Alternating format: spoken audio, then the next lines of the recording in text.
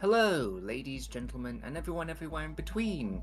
I am a Spectrum D, but you may also call me Lewis, joined by Jonathan, also known as Six. Hello? No, your eyes... Oh, I do apologize. What a great start. No, you're not seeing this wrong. You did not miss anything. We are, in fact, skipping over the Interstellar Song Contest in our list of Doctor Who episode discussions and reviews. Six, if you'd like to go over the motivations behind this decision. There is no way in hell that this video would not be copyright striked or community violation striked in some way, shape, or form if I was to talk about that episode, because of purely negative views and, let's just say, more than unpleasant thoughts. Yeah, so for anyone who watched the episode on, I believe it was The Story and the Engine, when we talked about the preview to the following, to that following episode, yeah, Six had some things to say. So, and if I did that myself, well, it's simply, I don't think there'd be a lot to it. I don't think I could, sufficiently review an episode solo. So we're moving past that, and we're moving on to the proverbial meat and potatoes of the season, the two-part finale in the form of Wish World and the Reality War. Six, if you'd like to start us off. Starting off, we see the Rani in what seems to be some sort of medieval Slavic or Norse territory, rushing through the woods on a horse. She finds herself at the home of a seventh son, and this is a very interesting situation, since here we see the Rani taking the newborn son of that seventh son, also ironically being his seventh son, also known as Lucky Number 7. She would name the kid Strom und Drang, and would proceed to practically unalive its entire family.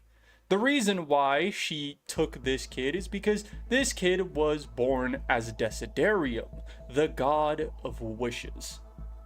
Yep, we're going back to the Pantheon.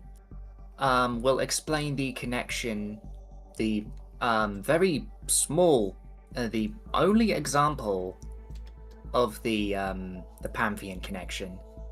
But she doesn't off them in the traditional sense. No, this is still tea time viewing for families. She turns them into different things. She turns the mother into a pile of petals, which, yeah. But with the children and the father, alternatively, she turns them into different animals. So while not in the same sense as a human, the others got to live and the mother was... yeah, there's no way of putting it. She's dead. Obviously, this was not just to showcase that, oh, this is a family-friendly show, because in most situations, it is not.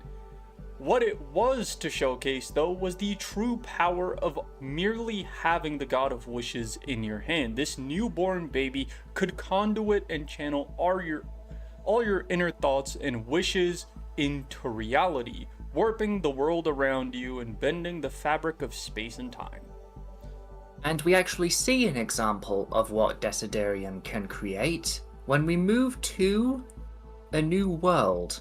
More specifically, we start up with a showing of the Doctor and Belinda asleep in a double bed, shortly joined by the same child that Belinda saw in The Story and the Engine, who we now know as Poppy. Now, this is, once again, one of those very interesting stuff because it sets up so much. First of all, the mass reality warp the Rani had constructed using Desiderium. Also, the anchor of this world, if you will, the person who is channeling all their inner thoughts and desires into creating this new world. It is none other than Conrad. Now, Conrad, we see, has possession of Desiderium and is currently acting as what is almost like a TV host, reading from books the story of Doctor Who. And In contrast to that, the Doctor isn't really himself. Currently, he is John Smith, the wedded husband to Belinda Tondra, who he has a young daughter named Poppy with. And if you thought that maybe this would somehow lead to the original origins of Susan, you might be sorely disappointed at the end of this episode, or at least at the end of this finale. Indeed. We move onwards to everyone going about their day, and we discover that a lot of people do work in UNIT, but UNIT has a different function. I don't remember what the acronym is, but I think it's some sort of insurance agency, isn't it? Yes, it is. So that's very different. Hey, Everyone's all kitted out. It's very 1950s. we did gloss over one part, which is there are a few people who aren't completely entranced by Conrad's new Yes. world. One of these being Ruby Sunday. Even though not completely free of her original memory or will, parts of her old life keep seeping into her new one. She tried approaching John Smith and his wife, knowing that he is the Doctor, but not really understanding the meaning of that. And after a short altercation between the two groups, Ruby runs off, also showing us one of the Doctor's neighbors in the process. That being also fan favorite and beloved companion character, Melanie. Yes, indeed. So everyone, to some extent, is under this, for want of a better word, spell. I believe when we were talking about this episode after we both watched it separately, you compared this world and how it's displayed to WandaVision. Yeah, like this force from outside completely altering the mind, the physical space, and the people within the range, in this case it being the entirety of Earth, and even the position of May 23rd in the space-time continuum. Yeah, I don't recall when exactly in the episode this is, but when Comrade is off the air and he's talking to, I think it's Mrs. Flood, he talks about the struggles he has in maintaining the world. And Six in particular had questions about why South Africa was flooded. Bro, what did we do? What do we do to always deserve the fictional slander? Let's see. We do also move over to a separate, sort of like a mini society. It's very much, how do I put this? We get introduced to a small society of Misfits. Yes, thank you. Six labeled them as misfits. I don't recall if they actually had a name. I am unsure, but Misfits seemed very appropriate considering they were a band of people who were a combination of homeless, crippled, dysfunctioning, or just people that Conrad's world didn't have a place for. And the leader of this unit, pardon the pun, is Shirley, who you might remember as one of the modern day unit staff. And the current technical director. Yeah, we see Ruby sit down with the rest of the Misfits, with Shirley. We see a conversation happening where Ruby is becoming more aware of them and is like, how have I never noticed you before? It's easy. She walks past them every day, but because she's been deluded by Conrad's view on the world, she was physically incapable of comprehending their existence or even acknowledging their presence. Indeed. It also turns out that they've not just been sat twiddling their thumbs or sat on their hands. They have some sort of plan in place, which we don't hear, but we do see put into place later on. We do see that they connected the fact that Conrad controls this world and the fact that things are not working properly. Like, everything is in disarray. Their own memories and their own minds have also been diluted to a point, but not to the same extent as your average person, which is a very interesting view on things because Connor simply overlooked them. The fact that their changes were minimal was kind of created by that. A good example of the memory and the difficulties that come with changing memories is you don't know or account for everything. And one example of this is when Belinda is asked about when she gave birth to Poppy and how that was. But of course, she can't recall this, because as far as we're concerned up until this point, Belinda doesn't have children. Which brings across some feelings of doubt, and doubt plays a crucial role in this world.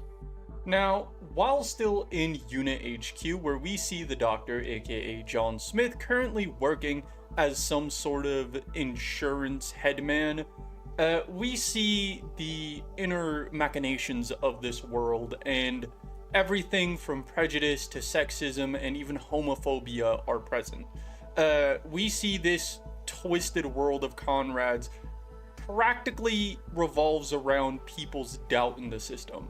When people doubt what is happening, they are simply arrested and they disappear. And we kind of see this in a way through two interactions. The first is John talking to one of his coworkers, telling him that he should give a shot at... My brain just turned off. Give me a second. When John is interacting with one of his coworkers who has a crush on Kate, he tells him that he's an attractive male and stands a good chance. Here's where we see that little homophobia piece of Conrad come out, as even referring to someone as being attractive regardless of having attraction to them could practically get you arrested, which is kind of crazy. And later on, when they approach the hangar doors as the Ronnie is flying by on some sort of air vehicle, like an air scooter of some sorts, and the Doctor says that he wonders who she is, which, even though not doubt, can constitute doubt in this society, because wondering anything you shouldn't be wondering is doubting the system. Yes, as far as everyone in the room was concerned, the Rani was just present, like the world and buildings around them. She was there, and they didn't really go any further than that. So John raising that question raised their eyebrows and their suspicions. Now, after this, we see John returning home, watching TV, listening to Conrad's stories of the Doctor Who, and then eventually also the appearance of someone on television, someone we had not really expected to see once again, and it is none other than Rogue, who isn't really able to say much to the Doctor except thanking him practically for trapping him in this hellscape of a dimension, sarcasm obviously, and then telling him to pay attention, because tables don't do that. Now, this is in reference to the fact that in this world, because Conrad's mind is kind of slipping in and out of controlling it, there are some what we could call glitches, quote unquote, which do things such as letting items slip through tables in moments that Conrad isn't in full concentration. And the Doctor realizes something. Tables, in fact, do not do that. And this is where the real stage of the episode is kind of set. Yes, indeed. Briefly moving back to Rogue's appearance, though, before that, we see a glimpse of a familiar figure, one that has appeared before. We see Susan again, backed by the inside of 15's TARDIS as she was before. But unlike the last few times, she doesn't have anything to say. It's just a brief few frames, and then it switches to Rogue, which is interesting. Because Susan has no relevance in this entire, finale. They just really wanted to mess with us. Yeah, that's...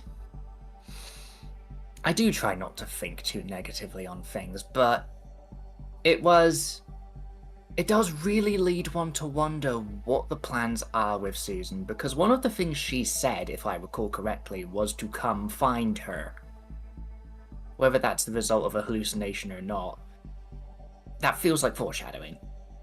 Now, personally, Anyway. I had hoped to see Susan in this season, or at least in this finale. And even though we technically do, it is brief and is not actually very relevant to the episode overall. But as I said previously, the Doctor realizes that tables don't do that. Things don't simply slip through them. He brings this up to his wife Belinda, who in turn calls the police on him, leading to his arrest. And through the actions of her own mother, and then the actions of the Mrs. Flood Ronnie, we see Belinda also getting arrested. Yes, because even though she wasn't expressing doubt on the phone, she had doubt of her. She had her own internal doubt, which Flood pointed out, and that was part of what led to her arrest. And they both get, I believe they're both taken to the Bone Palace. Yes. Yes, they're escorted to the Bone Palace, where they find themselves having to cross a threshold. And even though not thus far important, it will be more important in the following episode.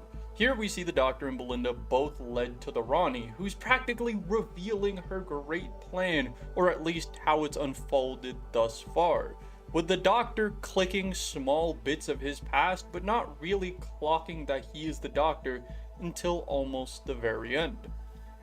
Yes, speaking of the very end, this is where we find the Doctor locked on the balcony and about to fall into what I can only describe as the hellscape beneath him, that contains a pretty crucial figure, which is much key to the Rani's plan, and we're left with, rather appropriately, a cliffhanger as said balcony breaks off and starts falling into this void. Now, between the segments of these two episodes, I would like to mention, yes, we're not really covering this video the same we have covered the previous videos, but we are doing our best to keep to a similar format. But because this is practically 2 hours worth of content that we're going over, we are mixing in more opinion as we go on and doing less in-depth detail or less overview as we previously did, just to keep this video short and consumable for you viewers. Of course, that's not to say we don't have personal notes or questions, but those shall be saved for a later moment. But as the new episode starts, okay, you can go ahead and do that part. Yeah, sorry about that. So, moving into the reality war now. We're back where we ended off, and the Doctor is still falling on what's left of the balcony, but a doorway takes form, and he is saved by none other than his friend Anita, whom we met in Joy to the World, I believe it was. The Christmas special from last year, which takes place in the Time Hotel and finally ties that back into the rest of the story nice and neatly. Yes, speaking of the Time Hotel, not only is he retrieved there by Anita, but Anita actually works there. I believe it was because the Doctor actually made a recommendation for her during Joy to the World, so that's nice, that connects. Well, glossing over the reunion of the characters and the fact that the Doctor now has fully regained his memories, we move back to Unit. So right before moving back to Unit, we find out that every time the clock strikes midnight on May 23rd, the world resets.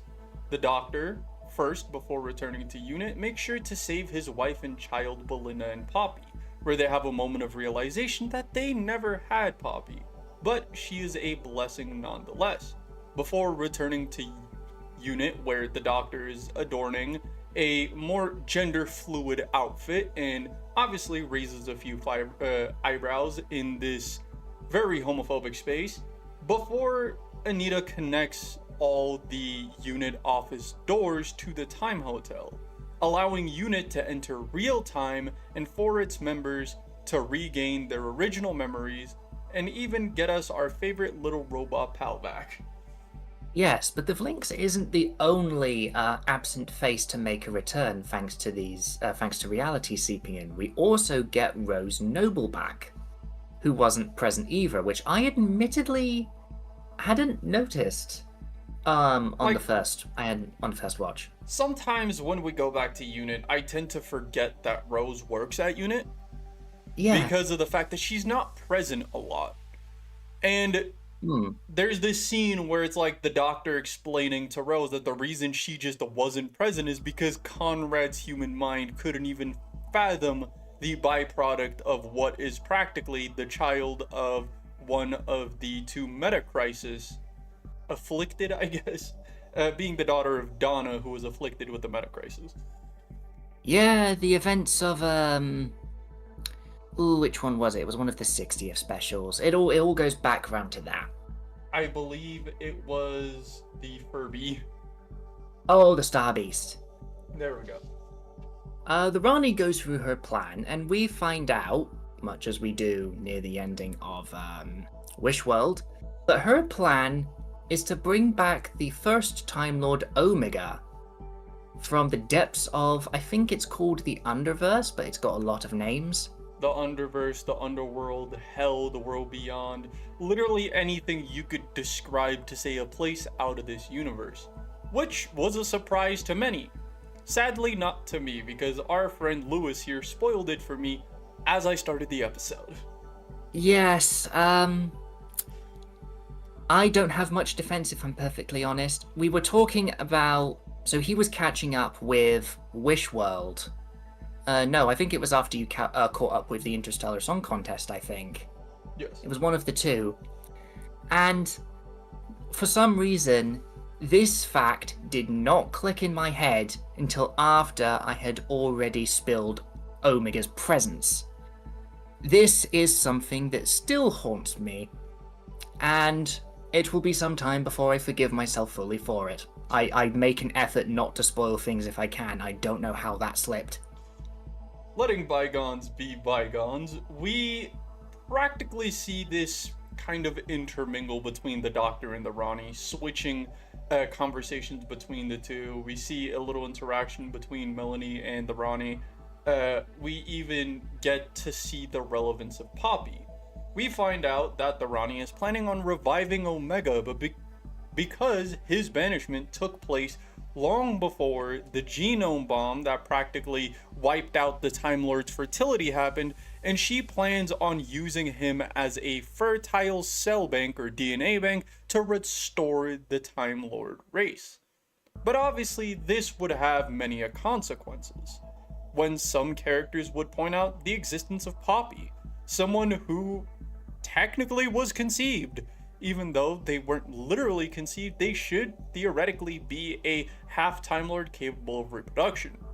And even though the Rani has a very neutral stance on most things, unlike a lot of Time Lords, she still has that nasty little Time Lord ego that thinks of humans as being lesser and wouldn't allow the new Time Lord race to contain human DNA.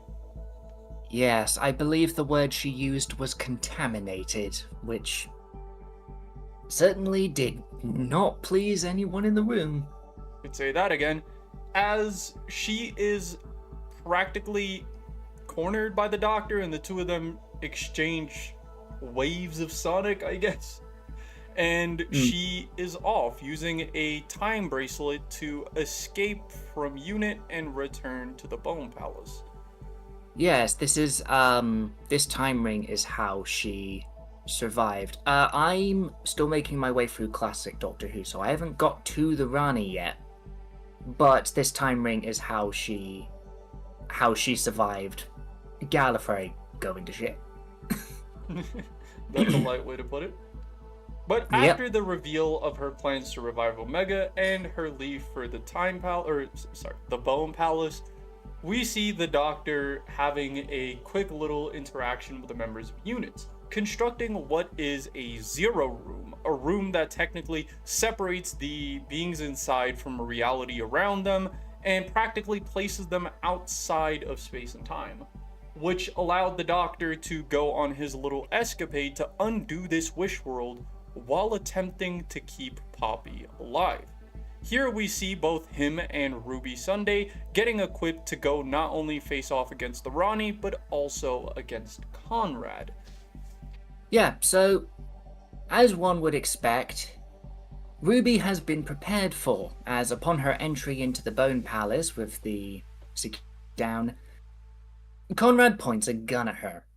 Clearly there are still negative feelings left over from the events of Lucky Day, which one should expect. That was certainly rather traumatizing for a number of people involved.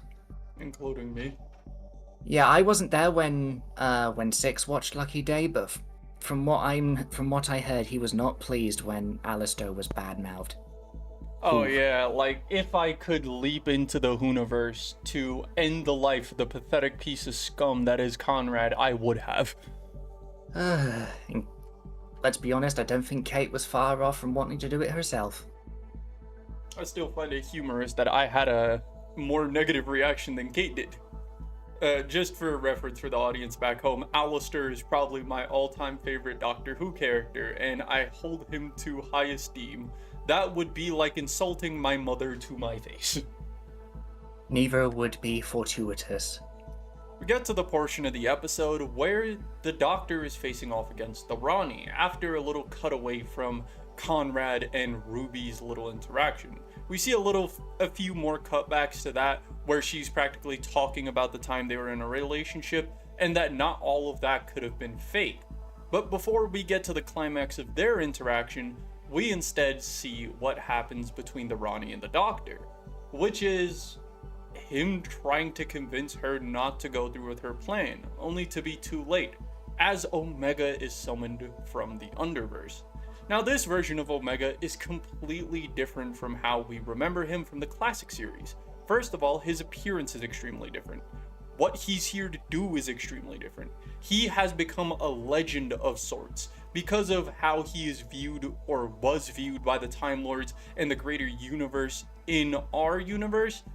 In the Underverse, he became this sort of twisted and corrupted monster, this gigantic figure that looks more like a enormous undead than what one would expect from someone that once used to be a Time Lord.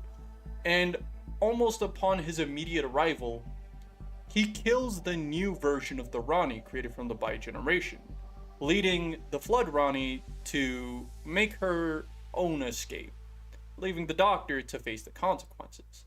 Now, personally, I did not expect Omega to look like this. I was expecting some sort of new version of his original design, kind of like how they handled Sutek for a bit, but I'm not really mad, even though I dislike the fact that they've been changing every returning character's design.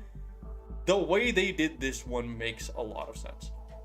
Yeah, so when I was watching the Reality War with my dad, because it's the only program we actually go downstairs to watch live, one of the things I brought up was that, yeah, if they're going to bring Omega back, how are they going to design him? Because he has appeared, at least in terms of as far as I've got, twice. Once in the Three Doctors and once in Arc of Infinity, both of which he had humanoid designs that he willed himself, which obviously would give the BBC good reason and a good excuse to redesign him, because that's how it works.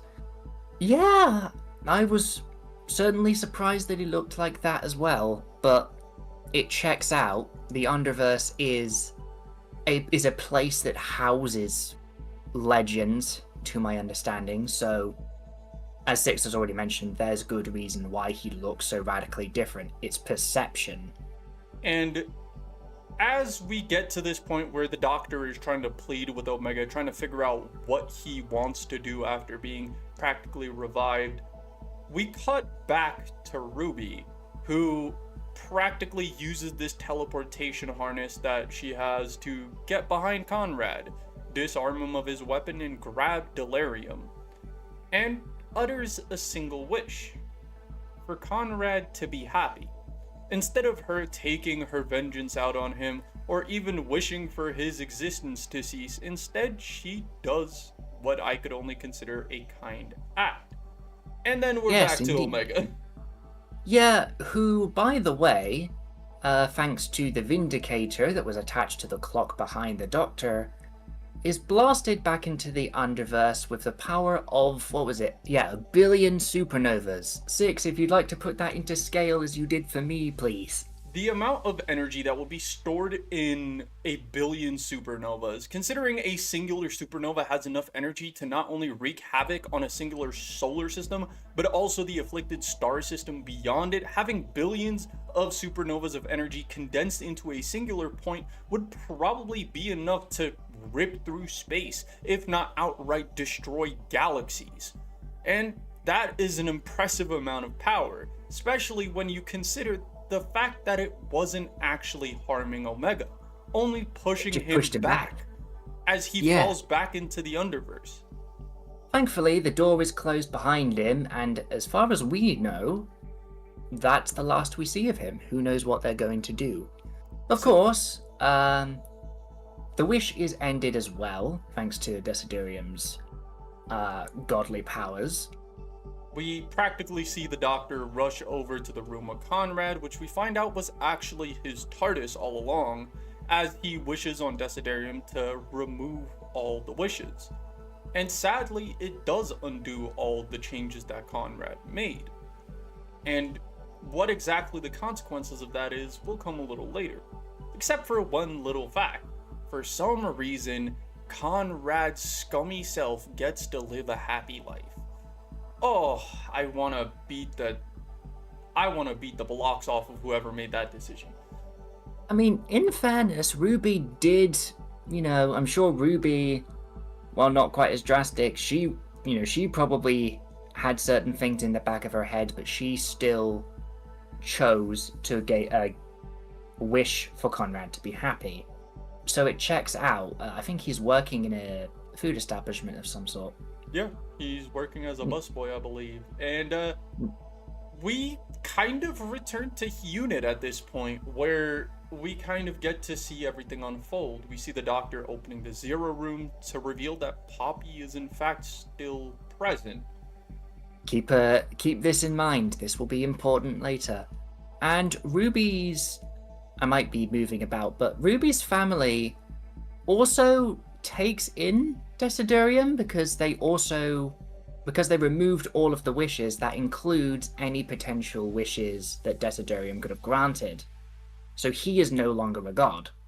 So, the Doctor, just in his wise old words, says, "Who's a better mother than the beautiful people who raised Ruby?" They take them in as the group in tow return to the TARDIS once again. Ruby, Belinda, the Doctor, and Poppy. And this is where this is another case where Ruby is the only subject to a sad reality.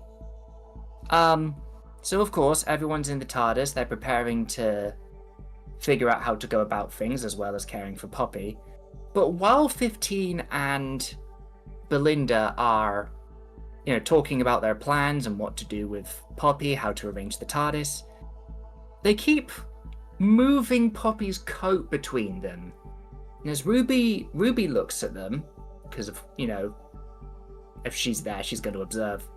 The coat gradually gets smaller as it's being folded, and then it eventually disappears. And as she looks back to the cot that Poppy was in, we see that she is gone, with neither the Doctor, Belinda, or anyone other than Ruby remembering that she existed in the first place. So remember, all of the wishes were undone. Poppy was a result of a wish, or wishes. So of course that means her too. She tries to bring this up to the two, but because she's not there and they no longer have any memories, they're not quick to believe her. And the cot disappears too, the only evidence that was there that she was too. They all move back to unit, and Ruby starts asking everyone else about Poppy's existence. Now, you would think that after asking the Vlinks, the machine that has a record of everything, if the machine does not recall the existence of someone in the main hub, then they weren't there or he was screwed with. The former is, of course, the real answer, but point is, no one but Ruby remembers. And even though that's the frustrator. And even though this does frustrate her, it does lead to a little heartfelt scene where I believe it's Kate that mentions that practically their entire lives, Earth has been protected by the Doctor. And in their harshest times, he was always there in unit to help them. So, in a way, he's kind of like a father to all of them. But that's more in a metaphorical sense and not the literal sense that Ruby was describing him to be via Poppy. And this is where the Doctor clicks. Ruby gives a little speech about the Doctor she knows would undo the entire universe to save a singular life. And even though he can't remember Poppy, he's ready to make this sacrifice. He had a daughter. There was someone missing, someone left to save. As he returns to the TARDIS. Yes, so his plan is to use his own Time Lord energy to completely shift reality Practically at the cost of his life. Practically using a huge portion of his life to flood the time vortex and practically will her back into existence. Of course, this is met with resistance, but not from someone we would expect. Let's just say an old face comes back to say hi. Thanks to intervention from the TARDIS itself, we see Jodie Whittaker, or the 13th Doctor, reappear, as we see her in a crossover for the first time. Yes, indeed. So she was tasked with stopping 15 because of the risks that would come with what he was about to do. But with the Doctor being the Doctor regardless of the face, she gives in quite quickly and wishes him luck, also giving him advice which he didn't have. Which is very interesting. It could obviously be caused by the difference in the Doctor's personalities post-regeneration or even their thought process. It is just kind of odd that a previous Doctor has knowledge that a future one doesn't. It could obviously have been caused by crossovers and certain Doctors forgetting things because of future events. That could very well be the cause. Things to maintain the space-time continuum. Yes. Now before 15 does this, he and 13 have a chat as time is going to pop because of the two being near each other. And, 15 being 15, he's all about embracing his love for people. Do with that what you will, that's just what 15 is like. And this surprises 13 because this isn't something that the Doctor really verbalized before this point. I can imagine. Not only their love for other people, but this is the first time I've ever seen the Doctor express love for themselves. Yes, whichever way you put it, it does sort of make one think. For the longest time, especially after the Time War, the only person that the Doctor hated more than anyone or anything was himself. So this really symbolized him moving on and accepting the things he's done and finally being able to embrace himself once again. Now I can imagine that the shippers rejoiced at 13's response.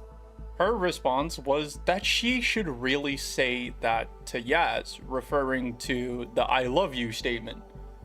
And the Doctor, or the 15th Doctor, responds once again with, "You never do."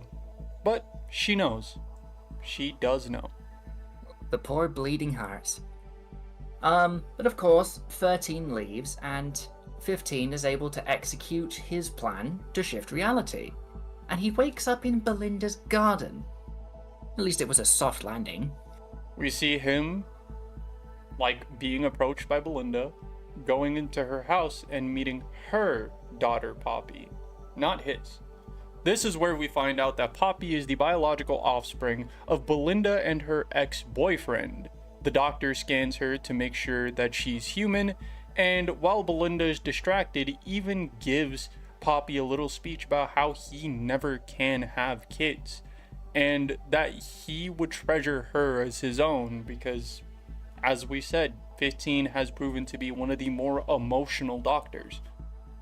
Yes, everyone has their conversations. Belinda's mother even shows up for a bit. And 15 makes his farewells, alluding to the idea that maybe we'll see Belinda again, but of course he won't have the same face.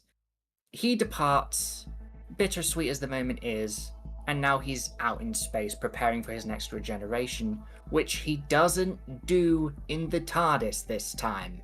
He opens the TARDIS doors, looking out across the universe, only to see what is only described as the Southern Star, known as Joy from the episode Joy to the World, once again reconnecting the Time Hotel into this finale, and says that he never is alone when she's around, and screams joy to this world as he regenerates into the face that I believe not many could have ever expected.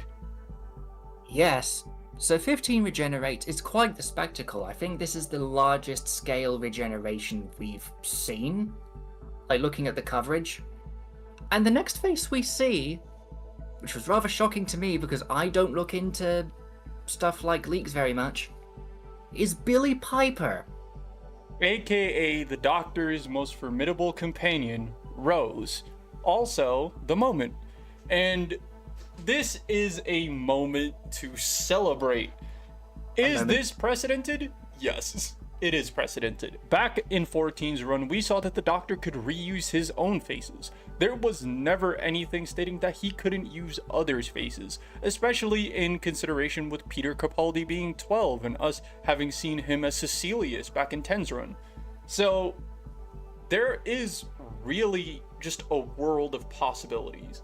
You could see the excitement on the Doctor when he realizes who he just regenerated into. The fans are excited, and then that inevitable little part that Spectrum is about to mention at the end of the credits. Well, it wasn't at the end of the credits, but actually at the start. But the point I'm about to make is that more curious than Billie Piper showing up as the Doctor at all is the fact that she is not credited outside of her real name. She is not listed as a character. It only says, introducing Billie Piper. No character credits, nothing. And even on the social media pages, when I was looking around after the episode aired, when the clips were uploaded, even the social media pages were very vague. They didn't say introducing the new 16th Doctor or welcome back to Billie Piper. It was just something about 15 regenerating, followed by ellipses. And what the hell? This has a lot of implications. Now, I know some people at home might not be as, let's say, drowned out by reality and consumed by Doctor Who. We are, though, and the relevance of this extends much further than just the Doctor. It extends into what has happened in the past runs of characters like 10 and 11, crossovers like Day of the Doctor, back when Rose originally consumed the Time Vortex, and even into deeper media like the audio dramas in the comics. But for right now, all we need to discuss is the implications on the live action, which is the fact that there is one recurring name associated with Rose's face. Excuse me, somehow it's not hitting me immediately. Bro, Bad Wolf. Yeah, Bad Wolf, thank you. So, we're now moving on to the notes and questions we have. Not very many, but still worth discussing. And of course, one of them is, what is Billie Piper's role? And how important is it? With her not being credited, we have no idea what the plan is with her. Is she going to be a bridge Doctor like the War Doctor? Is she going to have an extended run like most of the other Doctors? Does she even count as a Doctor? Well, yes, but you see my point. Or is this the huge importance in history mentioned by both Rose while consuming the Time Vortex, and even the moment in Day of the Doctor when they said that this face is important to the future?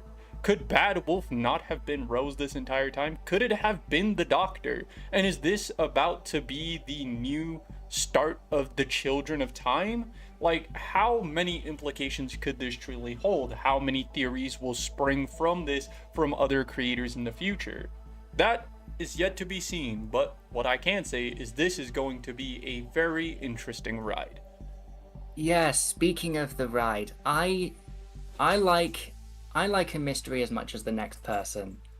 But given the break we're likely to have between now and when we next see Doctor Who, which is probably going to be a Christmas special, we going that long without concrete information on something like the next Doctor, it it shouldn't infuriate me much because I'm more concerned for the community and the reception that this might get because as a Sonic fan as well as a Doctor Who fan, I've seen the aftermath of overhype.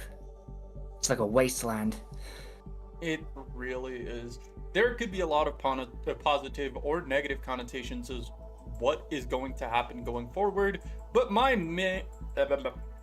mind is filled with the memes that are to come. For example, the Doctor, the Moment, and Rose all in the formation of the Spider-Man meme, pointing at each other, trying to figure out who is who. And even funnier is the thought that Spectrum put in my head, which is the thought of the Meta Crisis Doctor, Rose, the Moment, and the current incarnation of the Doctor, with Billie Piper's face, all being present in front of Jack.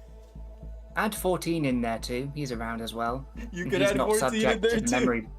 He's not, because 14 and now 16 are separate entities, they're not subject to the memory rule. So yeah, that would be a very funny interaction. A combination of curiosity, confusion, and horniness would plague Jack's mind forever, as it would mine. The poor men. Another question we have, which we here, is Susan's presence. We've seen her appear on screens and in the Doctor's head over season 2, or series 2, however you want to refer to it. But it's not led to anything yet, just Susan telling the Doctor to come find her. And as we did at the end of last season's finale, even though we didn't cover it here on YouTube, me and Spectrum actually heavily speculated that Susan would somehow be involved in this season's plot. So did a lot of the Doctor Who community. But it seems like that just didn't come to much fruition. If this means that there's going to be an extended mystery surrounding Susan for the next few runs, or if she's actually finally going to be brought back into relevance under Billie Piper's face, is yet to be seen and would be highly appreciated, considering not only is Susan one of the Doctor's few actual relatives, but also a fan favorite companion. Yes, there's also, speaking of family, familial connections, if the Doctor is sterile, and I raised this question before with Six off recording, if the Doctor is sterile, where does Susan's relation to him come from? And at the moment, we only have one option, which we're not even sure of yet, and that is potentially Susan being related to Jenny. And even though that is a very interesting concept to go over, if you do want more stories about Jenny and the Doctor, I did not too long ago release a video titled "What If Jenny Became One of the Doctor's Companions?"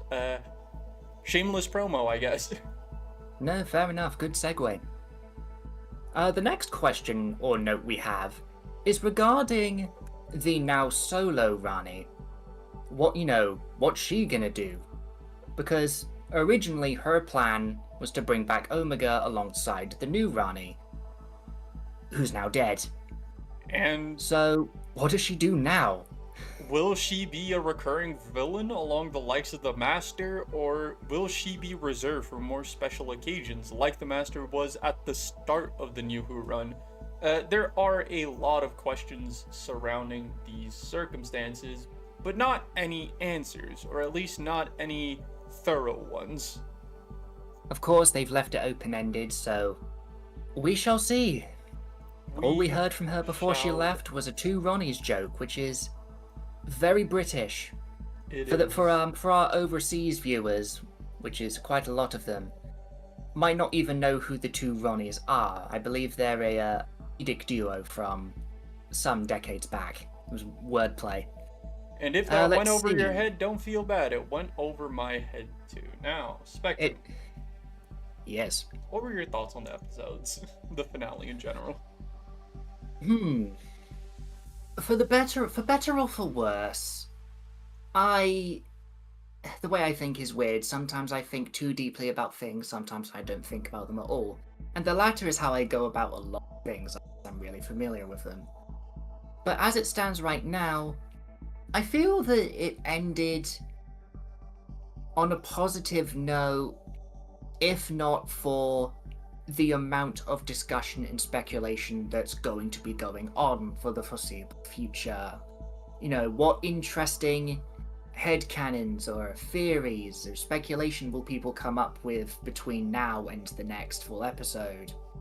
Or will anything that's been alluded to here be explored in extended media?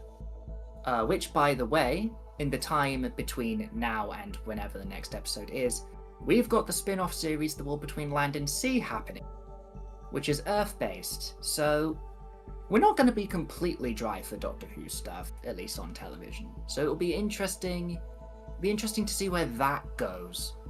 So I'd say, in short, for the most part, I'm emotionally neutral about it, but I'm curious about the future and getting those answers. What about yourself?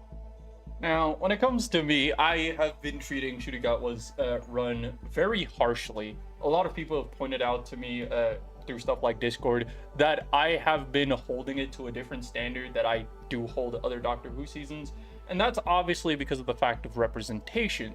The fact that they picked him as the next Doctor obviously meant that he was supposed to represent a lot of people in a new age for Doctor Who. So in that concept, I had to hold him to a higher standard. And a lot of people assumed I would have a overall negative view because of disliking a lot of episodes in the seasons that were to come. And since those original seasons have passed, I have formulated an opinion that came down to the last second, which was this finale. And thanks to that, I have a very positive view. So far, this is one of the more heartfelt and actually impactful finales I have seen in a minute. It went into everything: character dialogue, character story, world building, storytelling, and it really just set the tone for what the following runs of Doctor Who could really be. It set a good example of representation for characters of different races and sexes, and I think that this is a good omen of things to come for Doctor Who. So my opinion is similar to your own, and I'm very neutral about the finale as a whole, except for the fact that I think that this will have a very good impact on Doctor Who going forward. And I am just as curious to see theories and speculation on what is yet to come, and all the spin-offs, be it comics or audio dramas that release in the meantime. Solid. Let's see. So unless we have anything else in particular we want to say, should we proceed with parting words? Indeed. Okay, well, thank you to anyone who watched or listened this far, if you have this on in the background. This has been A Spectrum D, but you may also call me Lewis. And this has been SixMysta Johnathan, now known as Fiction Weaver 6, and this has been the Fiction Forge. Fairly well all. Peace, nerds.